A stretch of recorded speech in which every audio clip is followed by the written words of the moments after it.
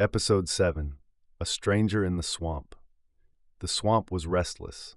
The air carried an uneasy stillness, as if the land itself knew that the Mapogo's recent victory over the Mambas had sent ripples far beyond their parish.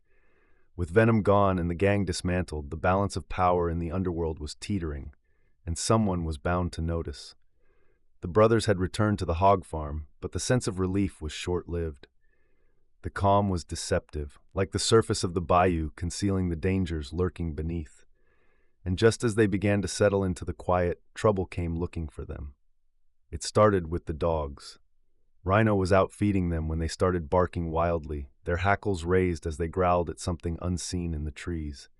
Rhino froze, shotgun in hand, his eyes scanning the shadows. A figure emerged from the darkness, hands raised in a gesture of surrender.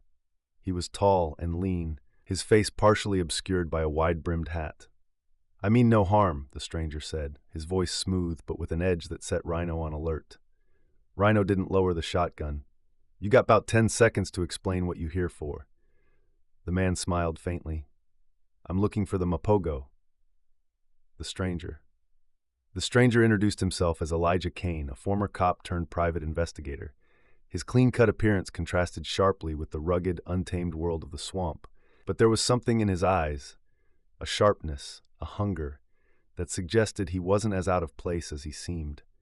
Kane claimed he'd been following the ripple effects of the Mapogo's vigilante justice for months. He'd heard rumors about their methods, their secrecy, and their ability to take down criminals without leaving a trace. But he wasn't here to congratulate them. "There's a new player in town," Kane said when Lion joined Rhino outside. "Someone's taking over where the Mambas left off. They call themselves the Jackals." Panther, who had been listening from the shadows, stepped forward. "And why you care?" Kane's expression darkened. "Because the Jackals don't just deal in drugs and guns. They traffic people, women, kids, and if you thought the Mambas were bad, you haven't seen what the Jackals are capable of." The Mapogo's dilemma.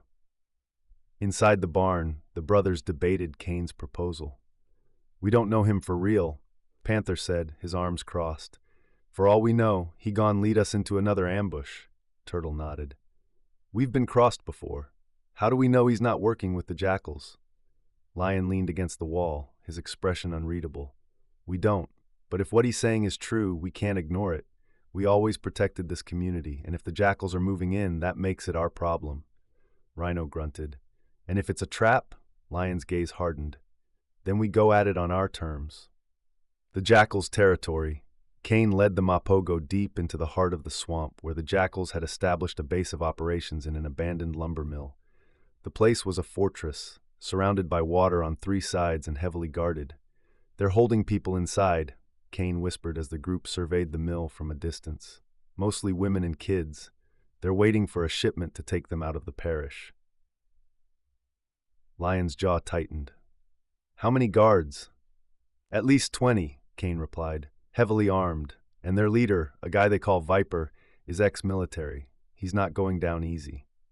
Turtle frowned. "This is bigger than anything we've handled before. We're talking about a full-scale operation." "That's why I came to you," Kane said. "You're the only ones who can do this." The plan. The Mapogo spent the night preparing. Kane provided blueprints of the mill, marking key entry points and vulnerabilities. Turtle rigged a series of distractions, fireworks, tripwires, and smoke bombs to create chaos and draw the guards away from the hostages. Rhino loaded up on weapons, his expression grim. "This ain't gonna be clean." "It never is," Lion replied. Panther, ever the strategist, studied the blueprints carefully. "We split in 2 teams. Me and Rhino will take the east and draw 'em out. Lion, you and Kane go in through the west to get the hostages. Turtle stays outside to monitor and provide backup." "And Viper?" Kane asked. Lion's eyes darkened. "He's mine." The raid. The night was moonless, the swamp shrouded in darkness. The Mapogo moved like shadows, their steps silent as they approached the mill. Rhino and Panther launched the first strike, setting off a series of explosions on the east side. The guards scrambled in confusion, their focus drawn away from the hostages. On the west side, Lion and Kane slipped through a hidden entrance, navigating the dimly lit corridors with precision. They found the hostages huddled in a storage room, their faces pale and frightened. You safe now, Lion said, his voice steady. We're getting you out of here. Turtle's voice crackled over the radio. You've got company coming your way. 2 guards headed to your position. Lion motioned for Kane to stay with the hostages while he moved to intercept the guards. The fight was quick and brutal, Lion's blade flashing in the darkness. The showdown. As the hostages were led to safety, Lion and Kane moved deeper into the mill, where Vulture was waiting. The ex-military leader was every bit as dangerous as Kane had warned, a hulking figure with cold, calculating eyes. "So, you're the famous Mapogo," Viper said, his voice dripping with disdain. "I was wondering when you'd show up." Lion didn't respond, his focus on the man in front of him. Viper smirked. "You think you're better than me?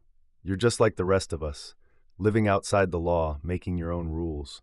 The only difference is I'm honest about what I do." Lion's blade gleamed in the dim light. "The difference is I don't play about mine." The fight was vicious, both men matching each other blow for blow, but Lion's determination was unmatched. With a final, brutal strike, Viper fell, his reign of terror over. The aftermath. The hostages were safe, the Jackals dismantled, but as the Mapogo regrouped at the hog farm, the weight of their actions hung heavy in the air. Kane stood apart from the group, his expression unreadable. "You did good tonight," he said to Lion. Lion nodded. "This don't make us friends." Kane smiled faintly. "Fair enough, but if you ever need help, you know where to find me."